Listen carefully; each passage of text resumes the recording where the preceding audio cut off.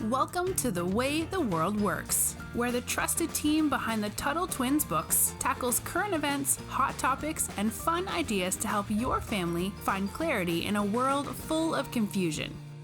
Hey, Brittany. Hi, Connor. I know it's been a little bit since this story happened, but I've been thinking about it recently, and I wanted to talk again about 12-year-old, maybe he's 13 by now, Jaiden Rodriguez from Colorado, the kid who stood up for free speech to a silly school administrator and teacher who complained about him. For those who don't know, we interviewed Jaiden on our podcast a little bit ago, and so you can go back and find that. And we'll try and link to that in the show notes page as well. Jaiden, what Jaiden did is so symbolic in a lot of ways. Brittany, maybe let me actually start here with a question. So when you saw that story, give me your impressions. What was kind of your reaction when you saw what happened with Jaiden? I couldn't believe the school administrator, and just how she was treating a kid like that. That was really weird to me. How they were so just like adamant that he was doing something so wrong, and the fact that they didn't know what the Gadsden flag was. So I think there was like a bigger problem, right? Not only was this ridiculous, but you have school administrators and teachers not knowing what it was. And if that, I mean, this whole thing is just a big advertisement for why public school is suffering right now. Well, you have a unique perspective since you used to be a teacher. And Yes. so how do you, like, with that teacher hat on, could you envision yourself ever reacting that way? Like, what is it about certain teachers that, because in his case, it was a teacher who anonymously filed a complaint and said that the Gadsden flag patch was a disruption. That's what led the school administration to get involved. And then the woman in the video is the vice principal, who is basically telling Jaiden and his mom not only that the Gadsden flag has origins in slavery, which is completely wrong, Not true. Yeah. um, but also that it's a disruption to the classroom environment. So with your teacher hat on, walk me through kind of your thinking from that angle. Well, I have to say I was in a much different position because the school I taught at focused around the founding fathers and a big emphasis on American history, and so that would have never happened. But I'm trying to think, like, what if somebody were to have worn like a communist like sticker or something? How I would have handled that.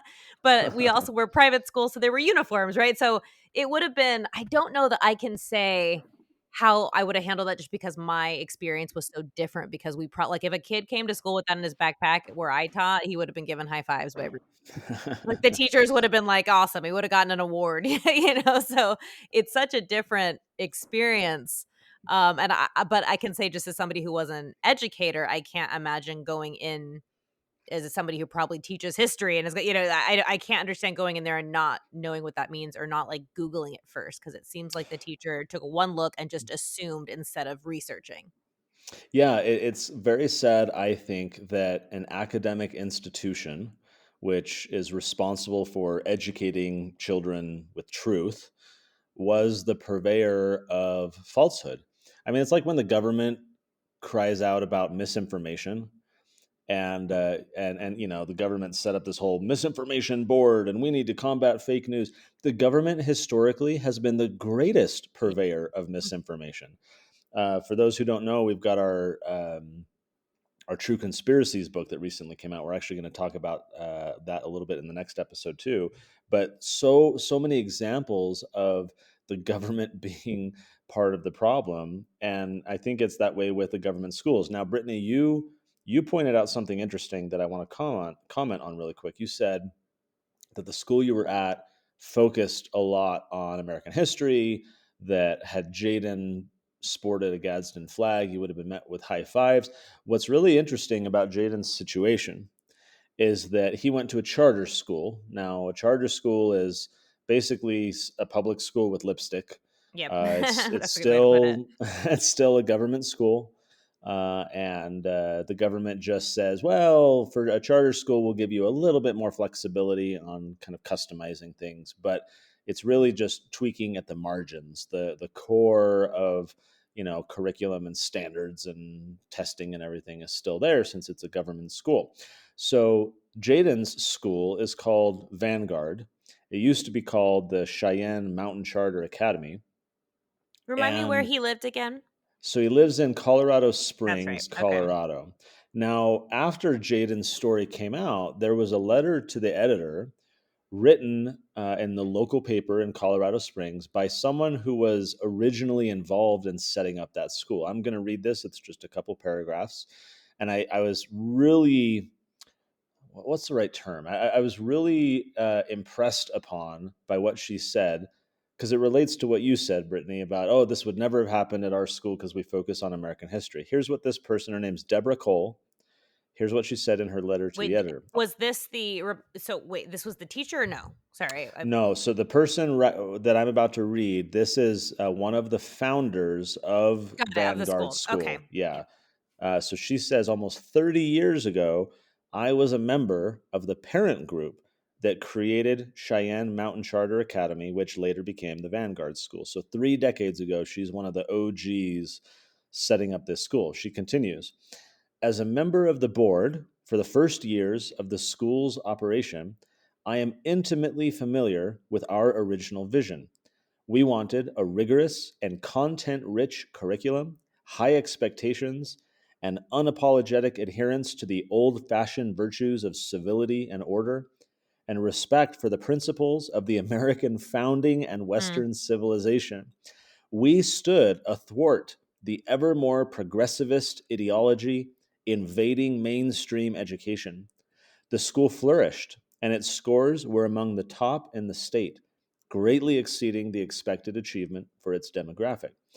Then she says the recent episode involving a student who displayed the Gadsden flag on his backpack is instructive. It demonstrates, I thought this was powerful. She says it demonstrates that any institution left on autopilot will inexorably drift to the left, hmm. because the current of the culture generally is ever more leftward. So she's saying any institution left on autopilot is going to move politically to the left. She explained that it takes determined resistance and oversight to maintain the original mission. The statement of Vanguard's board reversing their staff's decision about the patch was appropriate and reflected the original philosophy of the school. But as a former board member who dealt with headwinds every day, headwinds meaning opposition from the staff, I would note, she says, that the board hired the administrators whose judgment in this matter they called into question. Administrative hires are a critical board responsibility because administrators set the school's tone and culture, diffuse the ideological assumptions that permeate it, and determine the kind of hires that are made downstream. She finishes this way. It is not enough that the board make the right pronouncements after grievous mistakes have been made. Relentless vigilance is the price of fidelity to the mission and indispensable for keeping the academic ship on course. So I thought that was powerful. Yeah. She's saying, I was involved at the beginning. We wanted to be a school like the one you taught at, Brittany, that focuses on American history and civics and truth and virtue and all the rest. And we were set up that way, and our scores were great, people were happy. But then at some point the school kind of went on autopilot. There was less oversight from the board of directors. They were kind of more casual perhaps in who they hired, and inevitably the people that you hire, they're running the day to day. They're the ones that are making all the little decisions, and they're the ones hiring other people. And so if you hire someone who's maybe a little bit socialist, for example, or collectivist in their mindset, they're likely to hire more people like that. Pretty soon you have a school full of people who do not share the values that the board wants to see. So even schools like the ones that you teach at, Brittany, even some of the better schools in the country that have a lot of good material and a good focus and emphasis, even they, I think, if not managed very intentionally and cautiously, can also kind of drift to the left and have these same run-ins. I think it's a sad statement on our institutions in society, and when we let other people take them over, then it totally changes the culture and how people think. Yeah, I think it's interesting. Well, actually, I'd be curious to know, did the school respond to that at all? I'm assuming probably They not. did not. Their No. attorneys probably taught them not to. Right. Uh, but that's really interesting. And so the school hasn't even made a comment, I think, since everything happened at all, right? Correct. Oh, Correct. that's crazy to No, me. no apology. No one was disciplined. No, nothing. They just Did quietly wanted it to go away. did Jaden mention what his own teacher, like, did she say anything to him? Well, the teacher who filed the complaint was anonymous. So, in a typical school, you have a bunch of different teachers because you're Yeah. bouncing around different classes. So the teacher was anonymous and they didn't reveal who that is. But his own What's teacher wasn't being mean or anything that No, we know he of. didn't Okay. personally. I mean, he got stink eye. He would say that he got like stink eye kind of treatment from some of the staff and teachers and so forth. So he probably has a sense of which teacher it might have been. After it happened, they reversed the decision for the Gadsden flag patch, but Jaden had also had some patches with firearms on them. So one was from the Firearms Policy Council. The kid is kind of a Second Amendment supporter, and well, not kind of. I He's was a gonna full say, it sounds like blooded, he is. yeah, he's a full blooded Second Amendment supporter. And so this patch says Firearms Policy Council, and then it has like two AR-15s kind of crossed over one another.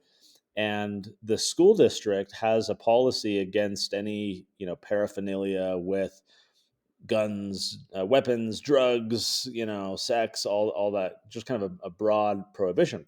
And so when they first complained, they told Jaden, "You got to get rid of all the gun patches," and he did that.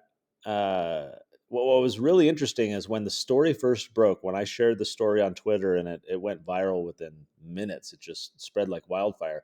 The school, the staff did initially have a response, and the response was, "Oh, this just has to do with these patches with guns on them. That's unacceptable behavior. This has been blown way out of proportion. This was about the guns." Okay, well, number one and two and three and four and five. That's a total lie. Total, absolute lie. Uh, First, if you watch the video, at no point does the vice principal mention any patches with guns. Jaden had already taken them off. He was already compliant with the school district policy, even though he didn't want to. He didn't feel like those patches were at all harmful or problematic, but he complied. The video, the vice principal mentions nothing about guns. And then I also posted screenshots in the Twitter thread when I first shared the story.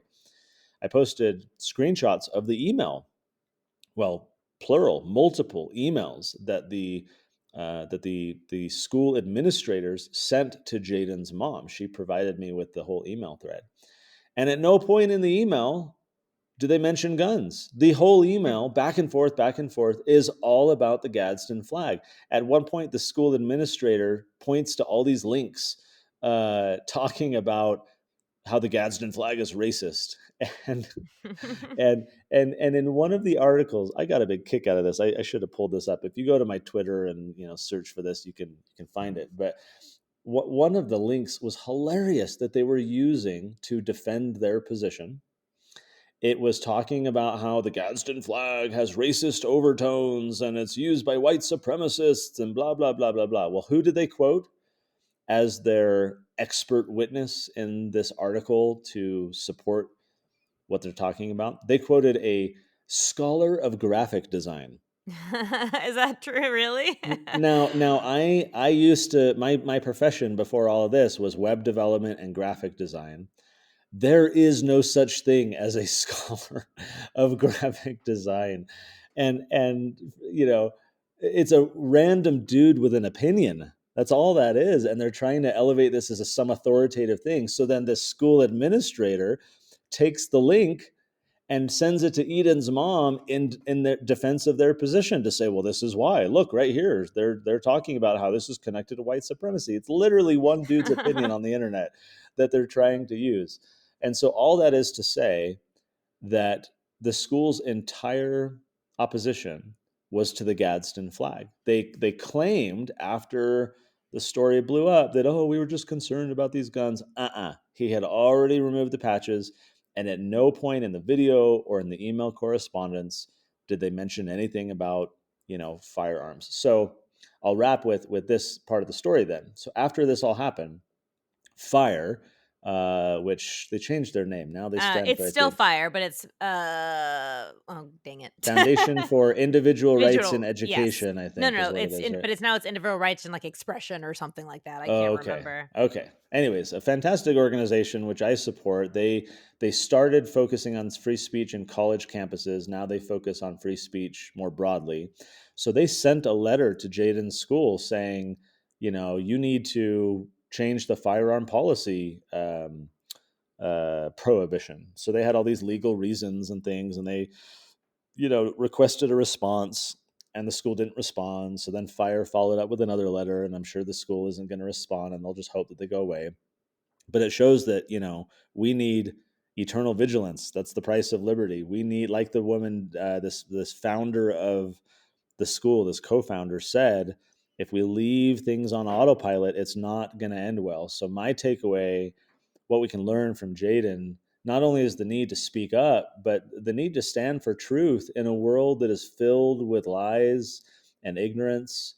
And it's so important that we ourselves learn what is true and then we can share it with other people. That's why we do what we do with the Tuttle Twins. We want to empower all you guys listening with truth. We want to help you understand things as they really are. We want to help you realize what the deceptions are swirling around in our world. So we appreciate you listening. We appreciate you sharing with your friends, your family. Make sure you're subscribed to the podcast. If you're new here, thank you for subscribing and for listening. Brittany, great talking as always. And until next time, we'll talk to you later. Talk to you later. You've been listening to The Way the World Works. Make sure your family is subscribed and check out TuttleTwins.com for more awesome content.